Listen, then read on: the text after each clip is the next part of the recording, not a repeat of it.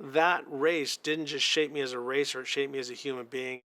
I felt like a fool. And so I got up and I spoke my mind, and I tried to give the fans what I would want. I know sometimes when you have those great nights, sometimes you feel a little guilty. Start doing peace signs and guns, or try to think of some other stupid shit to do. We weren't best friends because I don't want to crush my best friend. I don't want my best friend crushing me. In the third episode of Rick Johnson, The Big Interview, Rick talks about being controversial, friendships, and the crash that ended his career. If you could have been any other rider through history, all those guys, is there anybody that you always thought, God, I wish I could have been fill in the blank? It would have been James Stewart, because James was so innovative on a bike. Like, I would watch everybody, and I could see it, and I could feel it. I could feel how Wardy went through that corner. I could see his body, and I could mimic it. And David, elbows up, and how he did his thing, and Johnny with the kind of a head thing, and you mimic those guys. And I would watch it, and I'd feel it. I'd see someone do a triple jump once, you know it. I just felt it, and I would just do it. But James Stewart started coming out with, like, he evolved. He didn't come up with a scrub, but he evolved the scrub to, like, I did it back when I was a kid. He's evolved it to up here. And I watched him and how he would barely ever use the clutch. Everyone thought he'd use the clutch. He was riding 125s against 250Fs. He was barely used the clutch, and his corner speed was phenomenal. And the size of his body, I felt he was perfect. I'm a little too big, really, for bikes. He was the right size. All the way down to, I would have welcomed the controversy of being a black rider in a white man's sport, But more than anything, really, you could shelf all of the race stuff. I just love watching him ride, and and that's what people miss. We're never going to see it. We're seeing a little bit of it in hurlings, and then we're going to see it in other new generation of riders. But if I had to come back as somebody and think I could take that and mold it to be unbeatable, it's James Stewart. Now, you use the word controversial there. You were never short of controversy during your career. You like to speak your mind. I think of LA Coliseum. Not my proudest moment. but you made the sport interesting, and it seems like the sport doesn't have a lot of that stuff going for it these days. Do you regret being kind of the controversial, outspoken guy back then? No, I don't regret starting controversy. I mean, there's certain things you do that I look back and, man, I'm really embarrassed. Like, I don't know where I got that rag in my hand, but my speech when I was pissed off at the LA Coliseum, yeah, because I wanted to see what it would be like if we all started in the back. But I was the stupid one that had the first heat and went out and kicked everyone's ass in my heat. And then I watched the second heat, and then I'm watching, Sean Vandenberg acting like his shoulder's dislocated in the middle of the race. Then he rolls it in fourth, and Jeff Ward at least was smart enough to disappear on the top, and so I'm like, I felt like a fool. And so I got up and I spoke my mind, and where the words came from, I don't know. I don't know why my voice went so high as well. I guess that's just the way it went. But there was other things too. Is I felt like I wanted to. I tried to give the fans what I would want. When it came to signing autographs and stuff, and I was sitting down and staging at Anaheim, and the crowd was right there. They go, sign my autograph, sign my autograph. And I would just say after the race, because I wouldn't do that to somebody. I wouldn't go to my doctor and go, hey, can you talk to me about this and that before he's going to work on me? I'm not going to distract my pilot of an airplane. He's right in the middle of turbulence. Hey, can you sign my autograph? No, I'm not going to do that. So I said I wouldn't ask it, so I wouldn't do it. But I would stay all night, to sign autographs afterwards. So I felt if I'm out in front, if I'm watching a race and a guy is so good that night, or whatever the circumstances line up, that he's out in front all by himself, well, give me something a little bit more. Give me a cross-up, do a show, do something for me. And that's why I did it. Because I don't know, sometimes when you have those great nights, sometimes you feel a little guilty. You're like, my main competitor fell down. I'm out here. Nobody's challenging me. I'm start doing peace signs and guns, or try to think of some other stupid shit to do. But the whole thing was just to entertain the fans and to give them something to come back to. But you learn when you in that position, that you're loved and hated for the same thing. One person will think that was the greatest thing you ever did was take your hands off and wave at me in the audience. The other guy says, you're such an arrogant prick that you took your hands off and waved. It was like, oh well, I just did it. Do you regret? I mean, do you really regret? I mean, if Ricky Johnson could come back and do it all again, would you pretty much do it the same way? I would do it the exact same way. If I can make some changes to my training regimen and to some pretty big stupid mistakes in my life, but honestly, I think those mistakes is what shaped me as who I am. The one that hurts, I mean, like literally can bring me to tears, was in 1982 when I threw that championship away. I was like, I literally said, I'm not gonna ride around in fifth place. I'm gonna win like a champion. And Honda put Kenny Keelan out there. I went jump past him, blew up my front wheel, and lost the championship. And had to ride around with Donnie Hansen that second moto and beat him, and crying for 45 minutes. But honestly, if I would have won that championship, I think at that age, being 18 years old, having all that power and money, and who knows how bad my life would have turned. And because that race didn't just shape me as a racer, it shaped me as a human being. And just because, don't get too full of yourself and don't be too proud of yourself, because you get knocked off the top that quick.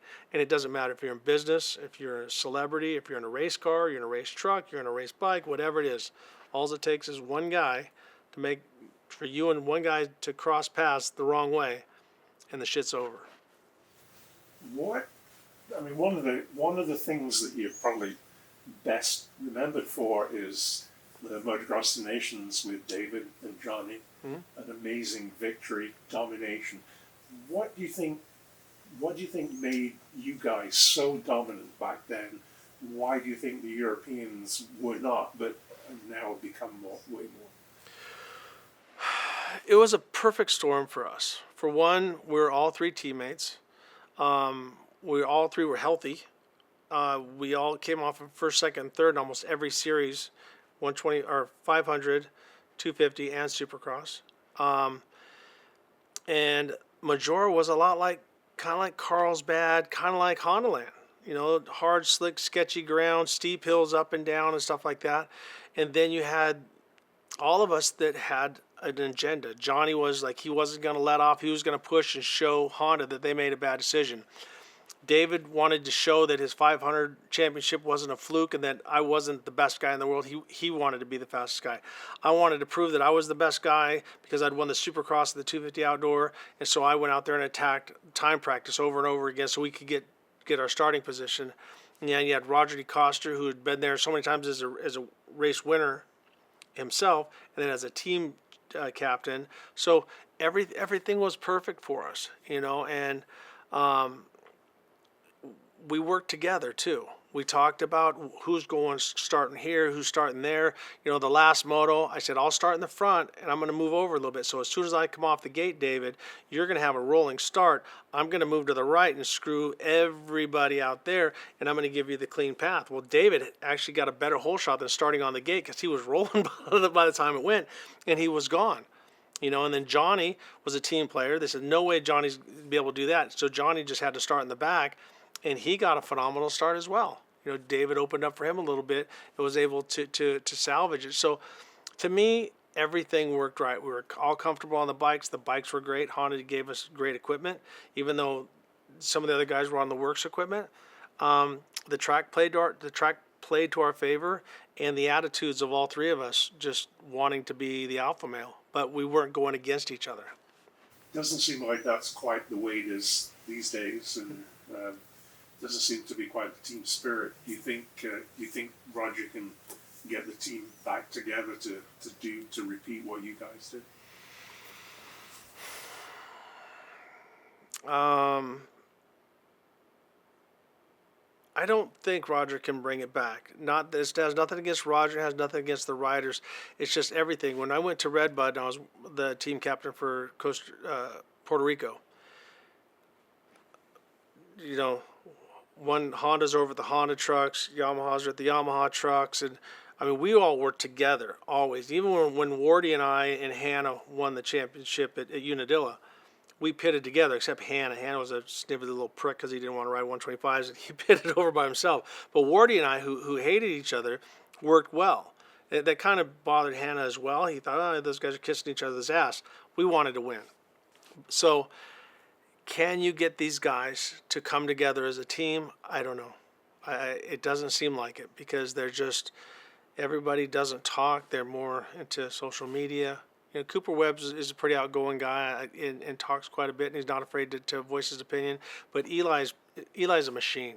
He's the fastest guy we have in America right now, but he's very robotic. He seems like very one dimensional. So, talking about people being over here, people being over there, and David talked about this a lot. Box fans. Box fans were kind of the core of that early 80s era. A lot of things have changed since then, obviously. Did you enjoy that whole box fan kind of being separated from everybody else thing? When it came to the box fans, I loved it because if my mechanic and I wanted to go try something 2 days before the race, we could go to a certain track, or we could do this, we could do that. We always kind of tried to stay together if it was Daytona or Gainesville, or if we were up in did Southwick or something like that. But if I wanted to go do something on my own, I could do that. I didn't have to incorporate the whole team. It also created a very much environment of teamwork between you and your mechanic, which I think is very, very important. You know, I think that your mechanic needs to be a big part of your life. Like, you need to eat together and talk about this and talk about that and know the ups and know the downs. And are you broken up with your girlfriend? Or did you lose money? Did you this? Did you that? So that when you're sitting on the line and you have that distant stare, this guy has a chance to smack you in the ass and go, let's forget all that shit. Let's focus on this. Or if you have problems with your parents or whatever the case may be, that mechanic plays a much, much bigger role than I think a lot of people give credit to. And so the box vans contributed to that, and it was the two of you. Did it allow you to do stuff to your bike that David didn't have on his bike, or Yanni didn't have on his bike? We did a lot of our testing at Hondaland. As I said, it was kind of a big hybrid track. And then when I got onto the smaller track that Brock Lever and I built down in San Diego, I just felt it hit too hard. And so I was able to go to Mitch Payton. He brought a gas welder and a hacksaw and like 5 different pipes, and we tested for I think 1 or 2 days down at my Supercross track. And we found the pipe. I'm like, this is the pipe that I like. And then Mitch went back and copied it, and that's what we ended up running. And it wasn't slower, it just gave it more bottom and it smoothed it out, and it didn't rev quite as hard, because in Supercross it's all about getting around the corner, cracking that throttle, and getting that traction coming off. And that's where I referenced before was Yamaha had that rolling on power valve, and their roll on throttle was always really good, and I felt better than the Hondas. So we got Mitch and I tried to duplicate that beginning part of the power, and then have the rest of it would be the Honda power. And so once we did that, we shared that with Johnny and Dave, because you can't just go, hey, I'm going to run this and nobody else can run it. So it was pretty cool, because I think David had an issue and Johnny had an issue, so they just ran our motor setup in Anaheim. So you mentioned Wardy. You and he weren't really friends. Yeah. Did you have friends as such among the riders? Did you have a real friend, or were you all really kind of at each other's throat? Racing is like it's a family. You know, you're at home, you yell at your brothers and your sisters, and you fight and you do this, you do that. But if somebody outside the family comes in, then all of a sudden you immediately turn on them. And racing was no different. You know, Brock Glover was the closest I had to a real friend, but it was hard for him because he was older than me. He introduced me to Yamaha. So the first time I beat him in Tokyo, it was a hard ding. Same thing when Stanton beat me the first time, or Lachine beat me for the first time, and all that. So you realize this is my friend, but they're also taking my money. They're taking my paycheck, and they're getting the accolades and stuff. Because think about this, in El Cajon, I would go home. There was a good chance, probably an 80% chance, if I didn't win, that someone from El Cajon won. So all of my friends, they would say, there would be the Rick Johnson guys, the Ron Lachine guys, the Scott Burnworth guys, and the Brock Glover guys, and so on and so on. So I didn't want to go home and have to answer to them. So when it came to friends, you looked out for each other, and Brock and I would go ride together some and things like that, and we invested in the same track together. But as far as day in and day out, no, we weren't best friends because I don't want to crush my best friend. I don't want my best friend crushing me. And so, who was the guy, with that in mind, who was the guy that you really hated most? Who was the guy you really had to beat? Bob Hanna. Bob Hanna was the guy that I had to beat because he was the alpha male. He was the guy had trouble on the back of his pants and was very brash, very arrogant, and unbelievably fast. Marty Smith was like the poster boy of Honda, All-American, good-looking guy, San Diego, and then Hanna came in and beat him. Then he was teammates with Brock, and then they had to let Brock by. And then he was so dominant, and then he got hurt, and then he came back and forth. So, and then I had a big run-in with him my very first Supercross in 1981 in Anaheim. He's coming.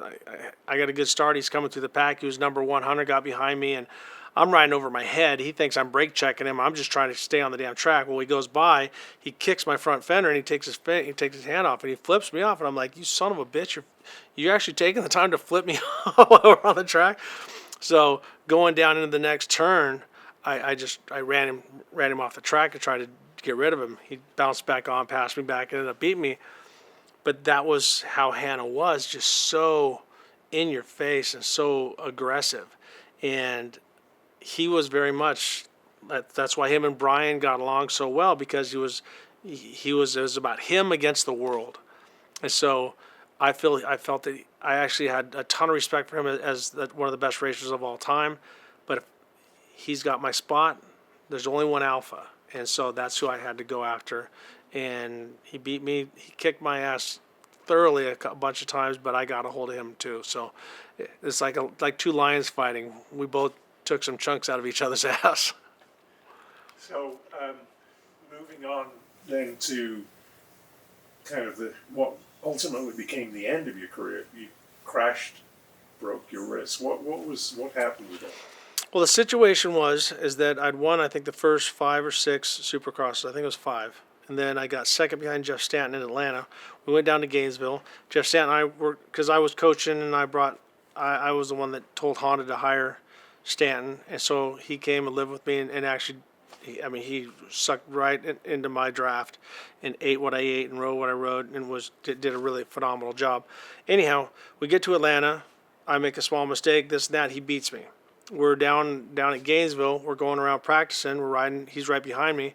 We get up behind Danny Storbeck, who was a friend of mine. He was on a Yamaha, and there was a hill that had a jump, and then it kind of rolled back up the hill. And so you could either kind of scrub it, stay low, and go up, or you could jump really hard, land, hit, and bounce, and you're at the top. Well, I passed Danny, and he was on my right. I tried to scrub it, stay low, and accelerate, and he just jumped. And as I'm coming up to open up the turn to turn left, I didn't know he was there. And so I basically went under him. His front wheel landed on my elbow, shoved my arm under the handlebar, and so then it broke and dislocated my hand. And so my hand was back here on my arm. I got up, I looked down, and my hand was over here, and I, screaming at Danny, "What the f did you think?" Blah blah. And he's like, "You did it." So I took my goggles off, tried to hit him with them, and screaming at him, and I told Stanton, "Get my bike, get my bike," and he's like, "Get on the back of my bike." I'm like, "Just start my effing bike, Started. I go to grab I'm like, I can't hold the. So I get on the back of Jeff Stanton's bike. He rides me back to the Honda pit, and they pull my hand back, and I looked at it, and it wasn't compound, but it was just so disfigured, and I don't know. So I knew, I'm like, this is not a good thing. So Dennis Metzger was there, and he had some Novocaine or something like that. So he injected it. We put some cardboard on it. I had a friend of mine, Dave from Colorado, called him Karate Man. We jumped in the car, and he drove me to the hospital, and got in a couple arguments with people along the way that were blocking us. And so I was hitting the gas, and I was pretty upset. And then we got to the hospital, and they X-rayed it, and they said you're going into surgery, and I had no family there. I was by myself. The guy comes in with the anesthesia, tells you, well, there's a good chance you might not wake up, blah, blah. These are the things, sign your paper away. And I thought, fuck, this is how it ends. I thought I was going to die. I thought, you know what? This is the way. This is like a tragic movie. Guy's having the year of his life. Everything's going perfectly. And then boom. And then goes in for surgery and then doesn't come out. So I kind of said my piece with God. And I shed a bunch of tears and stuff like that. Just going, I don't know what's going to happen from here. And we just woke up in unbelievable pain. Just, they cut my hand both different sides and pins and drilled and all that stuff. And I never made it back. I mean, I came back and won that race a year later, but then broke my hand at Daytona because I was so sore during the week I couldn't practice. But never, ever even came close to my form of what I was before I got hurt. And so struggled for another basically year and a half and then called it quits. It seems like today, it seems like at least, more guys get hurt pretty badly these days than back in the 80s. Am I just forgetting things, or were there less serious injuries back then? A lot of smaller stuff. No, it's been plagued. I mean, I had a good friend, Bobby Sullivan, was paralyzed when I was 14. And I remember laying down at the hospital with him in a halo as they'd spin him up and down and stuff. And then happened with David Bailey, and injuries happen to a lot of guys a lot of times. Technology has helped a little bit as far as like you don't see certain knee injuries and things like that. And boot technology is better. You don't see as many ankle injuries, even though Hurling broke his foot. But the bikes are so fast now, and so when you make a mistake, like what happened to Ken Roxon in the Supercross, he just hit the wrong way, and when he cracked that throttle wide open, it catapults you, and that's what you didn't have before. You had high-speed stuff, and you see GP crashes and Supercross, coming up short on triples and things like that, but you just didn't have that explosive power the way it is now. That 450, if it goes from whatever to however many horsepower, and there's no hesitation, no bog, no nothing, just whop! And so when it does, it's like a bomb exploding. I know. I talked to Roger about this a while ago, and he said he thinks part of the problem also is the newer bikes are so much more rigid, so much stronger, so much more rigid that they're less forgiving. Yep. When you get out of shape, things don't kind of bend and twist as much, so they tend to buck you off. Of all the bikes you rode back in the day, were the bikes that you felt were more forgiving? I mean, easier overall to ride? Yeah, because we had, I remember in '86 we got the Renthal bars when they first came out, and everyone was like, "Ew." But I got on them, and they were softer. They weren't moving, but I could feel them move, and I was strong. I was 185 pounds, and I was strong. I'd match my stuff against any racer as far as just overall strength. I wasn't giant muscly, but you know what I mean. I rode hard, and I never bent those bars. And so when everybody going to these twin walls and all the different stuff, it's too much. It's too rigid. It's gotta give, and so having smaller bars, the steel chassis that moved, the smaller forks that kind of flexed, that did sometimes, but you did bust your ass because it would give out on you and you'd be ready to go and your wheel would wash, or the wheels you'd be going through the whoops and the wheel would turn on you because it was flex. So it bit you quite a bit, but it gave you a warning. Now they don't give you any warning. It's like when I talked with Wayne Rainey when he went from bias ply to radials. He said, I don't know where the edge is. He would slide the bias ply and come through, drift through the corners. Now he's, wow. It just goes from really, really good to really, really bad. And that's what we've been seeing, I think, in the current bikes. But now I'm watching the Hondas and everybody is softening their bikes and they're more pliable. You're seeing the riders getting sideways more and being able to save it rather than sideways and when they're ejected. Do you think, would you like to be involved in helping people develop motocross bikes? Do you think you have something to give that Hondas and Yamahas and those people might be able to get something from you developing new motorcycles? Yes, I do, and not because of what I did. It's because of what I'm doing. I mean, racing trucks now. I'm static. I'm in the truck, and I have to help develop tires, grooving tires, suspension, power, motor tracings. I have to do all these different things that I started doing way back in the day. And so I've offered to a lot of the riders, I mean, for free. I just said, let me help you. I don't want to I don't want a job. I don't need to be on your payroll. I'm not going riding with you every week, but I have some technique things that I feel that would help you. There isn't one of them that took me up on it. I'm talking, it doesn't matter if it's, James Stewart was going through the problems with his parents, when he was having trouble there. I felt Ryan Dungey, I felt that he sat down too soon. There's a couple of things that he could do a little bit different. Cooper Webb, I thought there's a couple of things that he could do, this and that. And I just offer, and they just go, thanks, but no thanks. I'm like, okay. If that's, but because I'm out of the sport, and I think they look at me and that I'm going to go, well, back in 1986, when we were going from a conventional fork to an upside down fork, I would use 3 fingers on the clutch. I've evolved a little bit from there. And then you grew up in a time when factory bikes, amazing riders, probably smaller budgets overall. Do you think the kids of today, talking about old guys giving comments, but do you think kids of today kind of have it easier than you did in many ways, from both financially and from management and all these other things, or do you think it's still tough for them today to do what they do?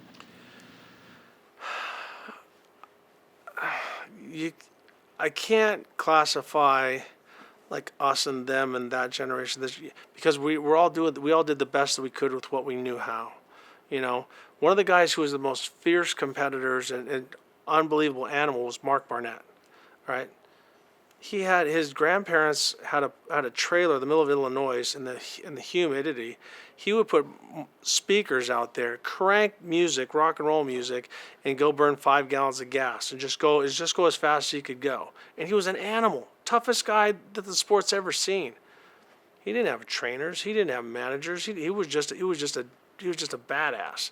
And I think now, and I heard this from David, is I would have a hard time now just because there's so much access to you.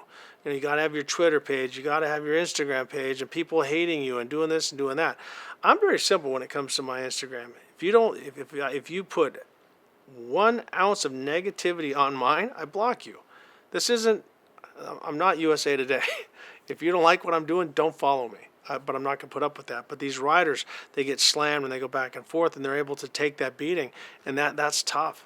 So with technology comes a certain amount of comfort and ease on things, but it adds, I think, 10 more things. So I think in a way we had it easier. It was simple. I had Rick Spillman, who was my PR guy at Honda. He would get a comment from me. Ken Fott would come over from Cycle News. Mike Webb would come over from Motocross Action or whoever. They get a comment from you. I go home and I go train. Now it's like I got to give a race report of what I did right or what I did wrong and blah, blah, blah, and hashtag blah, blah, blah, and all this bullshit. So with technology comes certain comforts, but I think a lot more responsibilities that I hate it. I like that I win and Honda pays the agency and they do a bitch of win ad later on. So do you have any regrets? I mean, we talked about this. Anything you wish you'd done? Like I said, I look back and think, well, I wish I would have switched to Honda earlier, just because I enjoyed that. But I wouldn't have had that championship with Cliff Lett in 1984. Cliff Lett was believed in me when I was 13 years old. He called my dad and said, hey, I built this 175, and Rick's pretty small. You want to put him on it for a Saturday 250 race because I think he'll do good. And then he went on to be my mechanic and win the championship with him. And so I wouldn't have had that. So I don't regret anything. I mean, yeah, I did a lot of stupid things along the way, but once again, I think that shaped me as a human being, and hopefully it made me a better person and not a bigger asshole. I'd like to hope that that's the case. But when it comes to racing, I wouldn't change it. I wouldn't even change the moving over on Danny Storbeck. You know, that was a shitty thing, and it caused me a lot of emotional and physical stress and pain and all the different stuff. But it's God's master plan.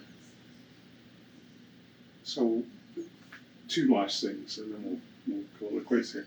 Of all the bikes you ever rode, which one kind of sits up there as, oh, I wish I could ride that one again?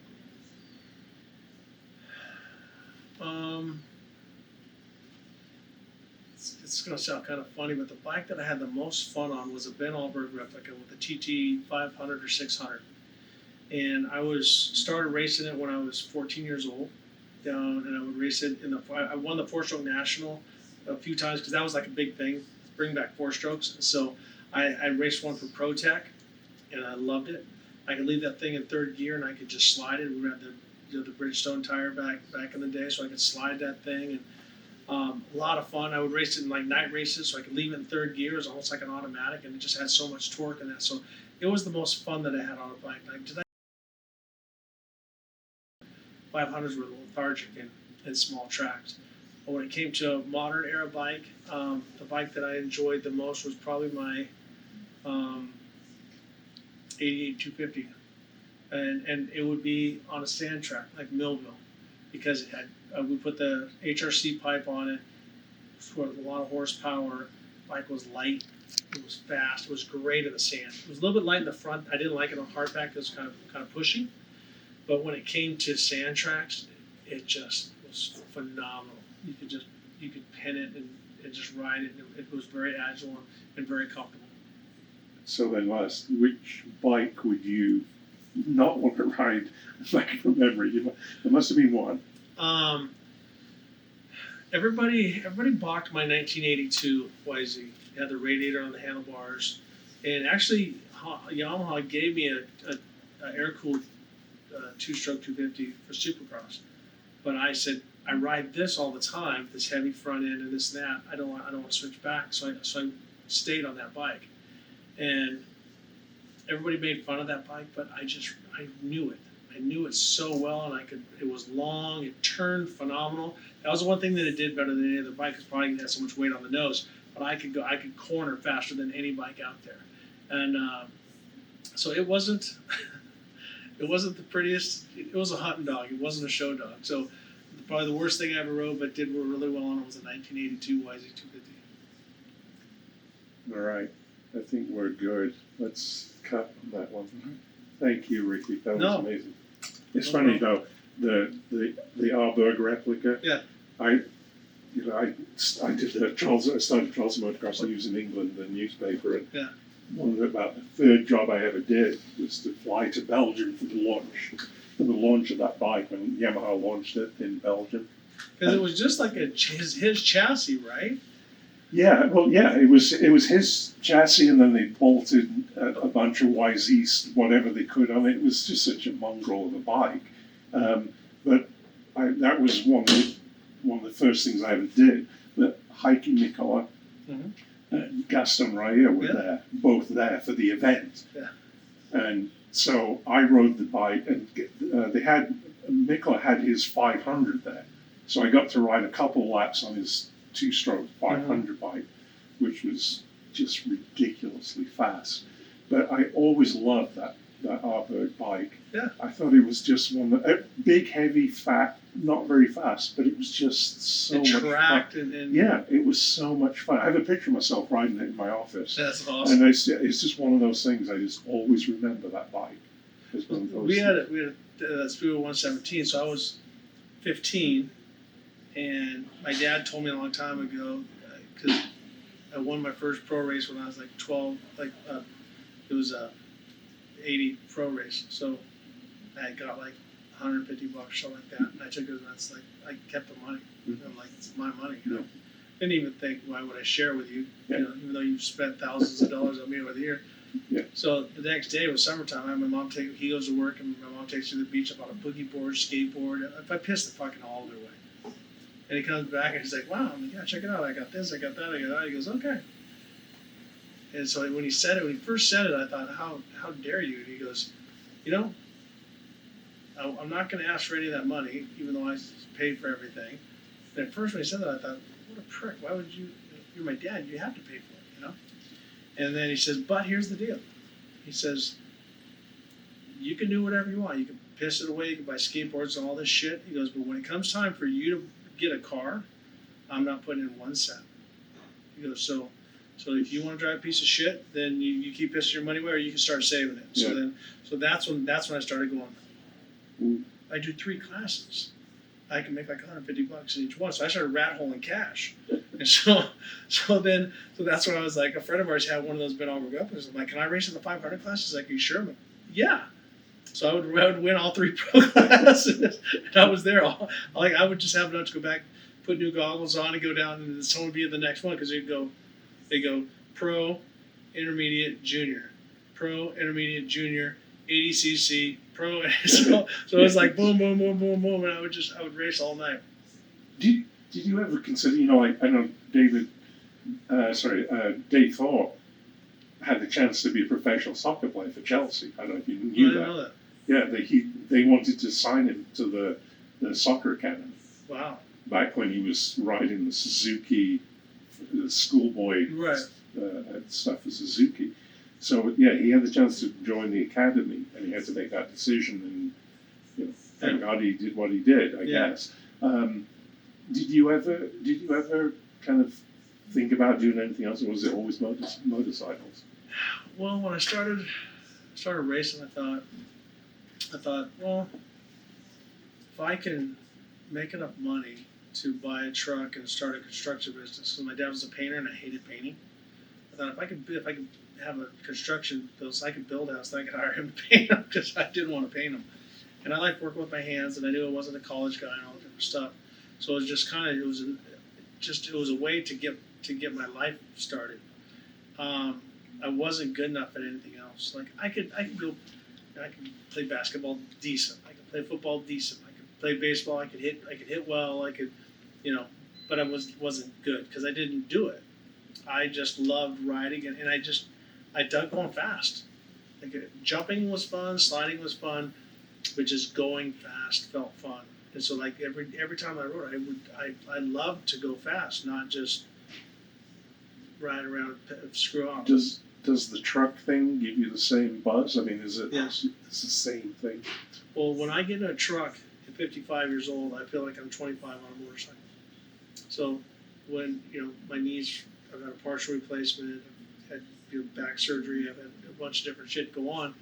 But I've lost the weight and I'm in good enough shape to where I can go the pace all day long, and I can race it 100%, and that's been the blessing that I've had. I've stayed a racer my whole life. I feel like guys are selling out. Travis and Deegan and all these guys that they claim to be something, and now they're just a fucking circus act. So you're going to be doing a award? Are you going to be racing flat track when you're 60? No. See, he's a dipshit. He hasn't evolved. He went back to motorcycles. With age comes the cage. But I think it's awesome that Wardy's in good enough shape to go do that. And you think about that. That guy, he was racing before I was racing. He's 60 years old now, isn't he? Yeah, 60. Yeah, and he's still great on a bicycle, unbelievably fit, and all it goes. I get too wrapped up and I got to make a living, And besides, with riding, I like the adventure stuff. I really want to do that, and more dual sport. When I say adventure, I don't want to do the long way around or the long way down or whatever. I don't want to do that. I like riding a bike and enjoying riding my bike. If I got to carry that much shit, it's not a bike. Yeah. It's really not. You know what I mean? Yeah. I'd rather, if you're gonna say a truck around the world, I'd rather take a Jeep Cherokee that I know that there's millions of them around the world, and I can go off-roading and I can drink while I'm doing this, but to sit and have my luggage up to here, my luggage back there, and if I tip over, I need my 4 guys to pick it up. I like riding, and I want to get people to leave from their garage and go. So what? I turned the camera back on, so Yeah. just because I just realized we didn't talk about Yeah. now. So what is it? What does Ricky Johnson do now, apart from race his truck?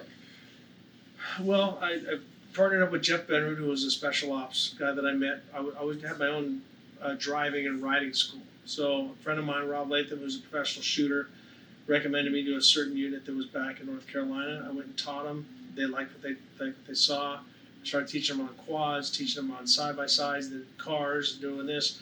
And during that time, I met Jeff Benrud. He was one time a team leader, then he was a troop sergeant major, then and on his retirement, he handled the mobility. So when he retired, I said, why don't we team up together? You know the military side better than anybody, and I got the driving side. And since then, he's won the Baja 1000 Ironman. He's competed 3 times, actually crossed the line first in the other ones, but got time penalties and this, that, but won the last time that he did. And so training in special forces, and that's not just Americans. That we just did some stuff with the UAE guys, the Arabic guys, and really enjoyed that. Worked with the Danes, worked with the Swedes, worked with the British SAS, some of those, and SBS guys too. So taking the skill that I've learned and help them. The other thing that I want to do is I want to get people riding again, and I think it's not just the CRFX. It's not just the YZ or the W or whatever. It's getting people to ride and enjoy it, and really go back to that on any Sunday. That first 5 minutes of on any Sunday, and the girl riding down this way, going that way. Because what happened with me is I've resented motorcycles tremendously. Like it's like a girlfriend that just shattered my heart. Because when I ride, it hurts. I have to twist the throttle like this, so I'm very limited on how fast I can go. The bumps that I can hit, everything has to just, I'm dominated with my left arm. But I didn't ride because I don't want to put the brace on. I don't want to go to the track. I don't want to deal with it. Someone wants to watch me ride. I'm out of shape. I'm not fast anymore. So I borrowed a bike from Johnny Campbell. I got on here, had some construction boots on, I put some gloves on and a helmet and a long sleeve t-shirt. And I went and rode. I probably did 60% roads, asphalt, and 40% dirt. And I came back, I probably went for a 40-mile ride, and I was back where I needed to be. And I realized that there's something here, and I can't, it's above my pay grade, but there's something about riding a motorcycle that bridges the gap between who we are as human beings and all the different stuff, because you're multitasking. You're looking at all these different things. You're using your throttle, your brake, your clutch, your shifter, your brake, your angle, there's traction, there's all of these different things. And when you ride a motorcycle, at whatever level it is, I think you tap into something that really helps you. And that gives you that good night's sleep, because you've really worn yourself out, because we're so one-dimensional. Everything is on our phone and gaming and all this bullshit. It's just static. When you're riding, it's not static. It's everywhere. It's up, it's down, it's side, it's dirt, it's all these different things. So I want to get people back and feel what I felt. I didn't jump any triples. I didn't ride to Dakar. I didn't do a rip to the tip. I just rode. I just went and rode. And I loved it, and I had a good time. And so I'm working with Honda now, so to help people be safer in a Talon. And then I want to get people riding like the 450Ls and the Africa Twins and whatever it is. But get on your bike and just go for a ride. 10 minutes. Go for a 10-minute ride. If it's for an hour. If it's a day, go challenge yourself. Go down to the desert. Go get lunch. Come back. Do whatever it is. But you'll see getting on a bike, just like my picture that I have over there. It's a picture of a kid, and his shadow is Steve McQueen in The Great Escape. And so when I was a kid, I thought I was Marty Smith, or I was Joel Robert, or Roger DeCoster, or Heikki Mikkola. And then that was the shadow, was that champion. And then now I have a picture of me racing in Baja in the 40-plus class. If you look at that shadow, there's a shadow of a 9-year-old Ricky Johnson. You know, the old man dreams he's a kid. The kid dreams he's a champion. So it does something for you emotionally and spiritually that a lot of people aren't giving it credit for. And so that's my goal, is to get people riding motorcycles and rediscovering that kid inside of them. Cool. Thank you. What am I doing now? I since since I retired from bikes, I've still raced trucks and get a lot out of that. But the biggest thing that I do that does a lot for me emotionally is I teach special forces. So I started, Rob Latham introduced me to a unit back in North Carolina, started working with them on bikes, and then side-by-sides, and then quads, and then started doing cars, and then met my partner, Jeff Benner. He was a team leader at the time, then a troop sergeant major, then he ran mobility. So when he retired from the military, we started a company, American Off-Road, and we trained special forces. Danes, just trained some UAE guys. We work with Army, Rangers, Green Berets, Navy SEALs, British SAS, SBS, Australian, and also Swedish. So we've trained a lot of the special forces, the Allied special forces around the world. But the thing that is hitting me now is I want to get people riding again, is that I've resented riding. It's a girlfriend that shattered my heart, and I don't want to talk about it. I don't want to do it. Sometimes I resent going to the races because for whatever reason it might be. When I get on the bike, it hurts physically, so I can't ride anywhere to resemble the speed that I want to. So I've avoided it. Then one day, Johnny Campbell, who's 11-time 1,000 winner, I borrowed an Africa Twin from him. I said, can I ride that thing? I just want to try it. I heard about the paddle shifters and stuff like that. He said, sure. One day I'm like, I'm not going to go for a big ride. I want to pad up and stuff like that. I just put on some construction boots, gloves, and I have a long sleeve t-shirt. And I went out and rode probably 30, 40 miles, something like that. 60% of it was asphalt, 40% dirt. And when I got back, I just realized the feeling that I was missing. Because I didn't push myself because I wasn't on a track. I wasn't with anybody, so I wasn't trying to impress anybody. But when I got back, the feeling of that just relaxing, because I've used my hands, my eyes, my coordination, my balance. I'm standing up, I'm sitting down, I'm sliding the bike, I'm doing all these different things. I'm multitasking, and I'm using all of my vision. I'm not just looking at a screen. I'm not just gaming. I'm not doing that. So I'm out there in the world. And if I can feel that after what I've been through the championships and the ups and the downs and all that different stuff, I know that I'm going to just say the average person. When I say that, I don't mean I'm above average, but I was able to do a lot of things in motocross. If I can feel then the person that goes down and buys a bike with a license plate can pull his bike out and go ride for 10 minutes, go ride for 20 minutes. He's got a Saturday, you know what? Ride down to the desert, have lunch, ride back, discover something new, because it brings you back to being a kid, especially, our generation grew up in the 60s and the 70s, and you went exploring. You went and looked for stuff. You found trails. You did this, you did that. And that's what you can do now with a plated bike. It's not, you can't just go get a motocross bike and go to someone's field and ride. Those days are over. But there's plenty of off-road trails and designated roads and dirt roads and all the different stuff. And if you're able to ride a little bit on the highway, get out there and ride. So what I want to do is help those people, get them on a bike for one. And then two, give them some basics. You don't need 4 fingers on a front brake. You don't need 4 fingers on the clutch. 2 fingers on the clutch, 1 finger on the brake, you're fine. Where do you look? When do you stand up? When do you sit down? Where do you sit down? Where do you all these different things? So I want to take the knowledge that I've had and learned over the years, and also what I've learned working with special forces, and give that to the average guy and get people riding motorcycles again, because I think it's an element to our society that will help. Sounds like a kind of a grand scheme, but in my world, I want to be like the new age Bruce Brown. I want that first 5 minutes of On Any Sunday, where you saw girls riding bikes, businessmen riding bikes, friends out in the woods, all these different things. Let's get on motorcycles and get people off the computers and off their cell phones. Where can people go to find out more about this? What's the website? So the website is we're going to be mostly through rickyjohnson.com, and then Johnson Off-Road is that I'm building a business with my son Luke Johnson, obviously, but he's kind of followed in my footsteps as far as racing and coaching. He's been working with the military guys. He's more into the fabrication of building, and I'm more into the coaching. But he's become a very phenomenal coach. So it's going to be through JohnsonOffroad.com. All right, thank you. That was, what more can I say? That was amazing. Thanks for watching. Now head over to motocrossthegoldenera.com to see my 480-page coffee table book and relive the greatest time in motocross.